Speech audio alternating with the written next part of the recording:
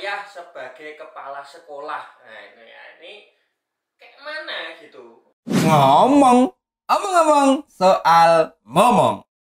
Bismillah, kalau rumah ini adalah sekolah kehidupan. Sekolah kehidupan itu ya rumah itu. Lah hubungannya kalau bapak, ini kenapa disebut kepala sekolah?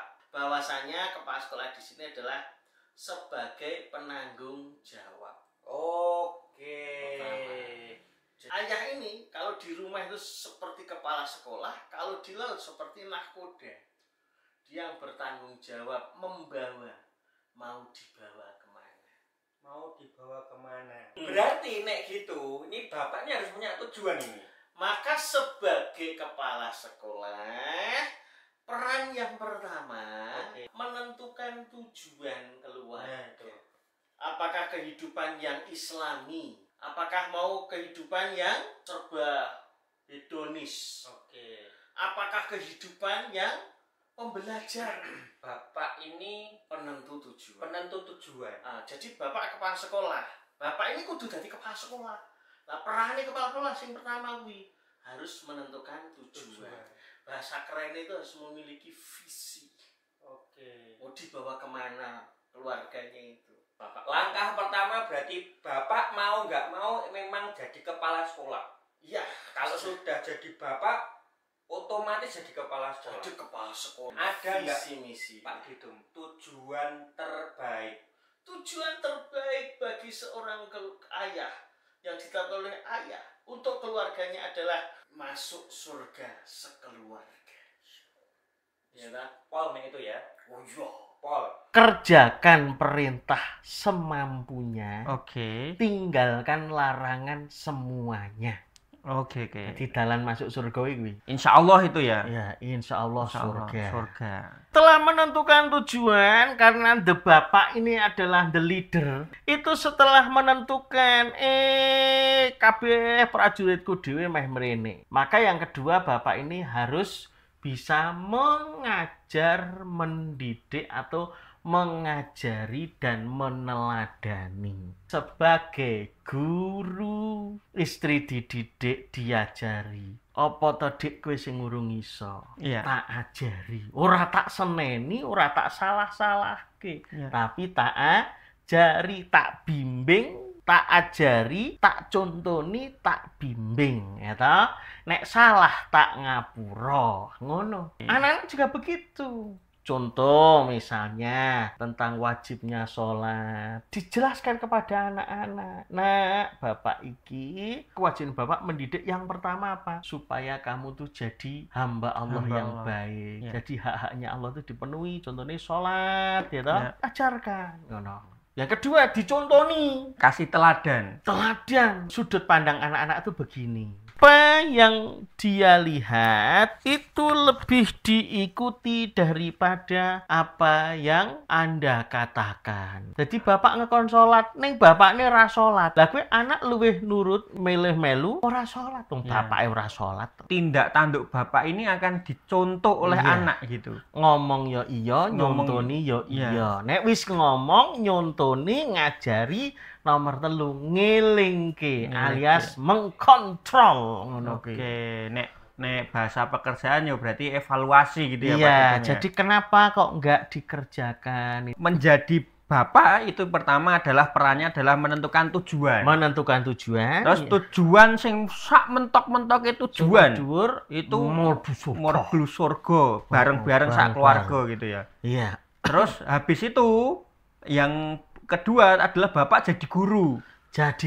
Plus teladan. Lah iya. Guru itu digugulan, dituru. Mula digugu apa sing digugu pituture. Nah, bagaimana kita mengkontrol untuk mengingatkan anak-anak kita ini? Cara garis besar, kuwi enek loro. Kalau anaknya itu kurang mudengan, kasih tahu caranya. Kalau anaknya wis di atas 18 tahun, harusnya tidak dikasih tahu caranya, tapi kasih tahu masalahnya. Karena tidak sedikit anak-anak itu tidak kerasan di rumah yang usia 16 sampai 20 tahun karena orang tua salah menerapkan ini. Anaknya wis gede, anaknya pinter. Wong tuane iki isih ndremimil memberitahu caranya. Beritahu masalahnya. Maka orang yang diperingatkan itu tidak harus selalu orang yang berbuat salah menurut orang tua. Termasuk anak yang sedang kuliah kita peringatkan. Kok kuliah itu tujuannya apa? Lah kelebihanmu itu apa? Kekuranganmu apa? Supaya dia itu menemukan dirinya sendiri. Jadi mengajari, mengontrol, memperingatkan. Ini sudah sampai ke yang memperingatkan. Iya. Tapi memperingatkannya tadi ada tahapannya. Ada caranya. Ada caranya gitu ya. Oh, sesuk bedah kan. Ini ada pertanyaan yang masuk nih dari pendengar kita nih melalui nomor interaktif. Bismillahirrahmanirrahim. Assalamualaikum warahmatullahi wabarakatuh. Pak Ditum izin bertanya. Seandainya dalam rumah tangga itu terpisah atau cerai, sedangkan anak selalu bersama ibundanya, tetapi anak masih berkomunikasi aktif dengan ayahandanya. Bagaimana untuk menjelaskan pada anak bila anak ini masih usia di bawah umur? Bagaimana untuk menjelaskan kepada anak jika anak ini masih di usia di bawah umur dan belum paham akan kondisi rumah tangga atau posisi ayahnya tersebut? Untuk ayah pun bagaimana menyikapi hal seperti ini, sedangkan ibundanya juga sudah tidak bersama-sama lagi. Ngapunten, matur suwun Pak Ditum. Nah, anaknya menuntut penjelasan apa enggak pertama? Kalau enggak menuntut penjelasan dan anak itu masih kecil, ya sudah rawat saja. Pertama rawat saja. Yang kedua ya bapaknya ditelepon kon ngeragati kuwi. Ibunya ya sudah rawat saja. Tidak harus dijelaskan saat ini. Berjalan saja. Suatu saat nanti akan mendapatkan penjelasan. Oke. Ya, jadi sekarang ya ibu rawat gitu aja. Tanya bapak mana? Bapak tinggal di sana. Selesai toh. Mung yo urung paham pucai. Mengalir aja gitu Pak. Mengalir aja. Oke. Kita sebagai bapak nih harus gimana Pak Ditum? Apa ya pokok mlaku lah gitu. Atau gimana? Bagaimana jika seorang bapak merasa capek? Karena bebannya yang begitu berat. Betul.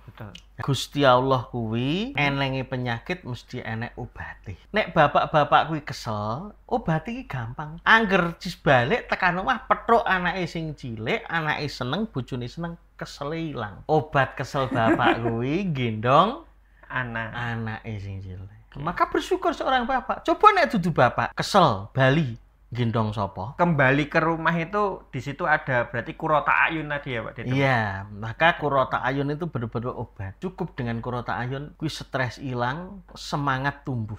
Menjadi tidak tepat ketika hanya berpikirnya kan tugasnya bapak menafkahi gitu.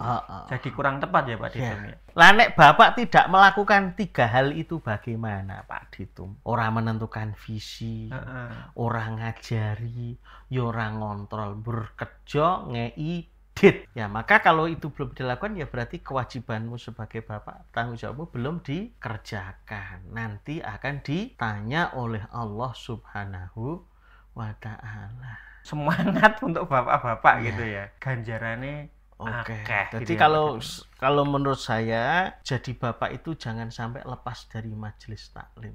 Karena itu adalah tempat dia belajar untuk menjadi bapak. Sesibuk apapun luangkan untuk belajar. Meskipun seminggu sekali. Bismillahirrahmanirrahim. Yang pertama ini dari hamba Allah lagi nih. Kalau anak mengalami luka batin di waktu kecil yang merupakan kesalahan orang tua, mungkin karena kurang kasih sayang, gimana caranya Ustadz orang tua harus bersikap? Bahasa kita adalah utang ke pengasuhan. Maka solusinya adalah nyarutang. Lah utang kok. Lah bagaimana nyarutangnya? Ya dimulai dari awal. Menyembuhkannya dengan mengulang kembali tahapan pendidikan anak. Pertama adalah disenangkan, dikagumkan Allah Subhanahu wa Ta'ala. Ya. Baru yang kedua dilanjut dengan diajari. Belajar. Ya, tapi insya Allah disenangkan itu nanti sembuh. Menyelesaikan hutang kepengasuhan. Ya, gitu ya? Selesaikan hutang kepengasuhan. Dengan cara mengulangi tahapan pendidikan anak. Tahapan pendidikan anak. Oke. Ini dari Masya Allah dari Jepara. Dari Abu Faruk Pak di Jepara ya. Bismillahirrahmanirrahim. Assalamualaikum warahmatullahi wabarakatuh Pak Ditum. Waalaikumsalam warahmatullahi wabarakatuh. Anak kami perempuan kelas 4 SD. Kalau bangun pagi itu harus drama dulu. Alias nesu-nesu gitu kalau dibangunin ya. Dia iri dengan adiknya yang masih TK. Biasanya kami membangunkan adiknya setelah dia dibangunin dulu. Dia iri dengan adiknya karena nggak dibangunin dulu. Syukron jazakumullah khairan. Oke, baik.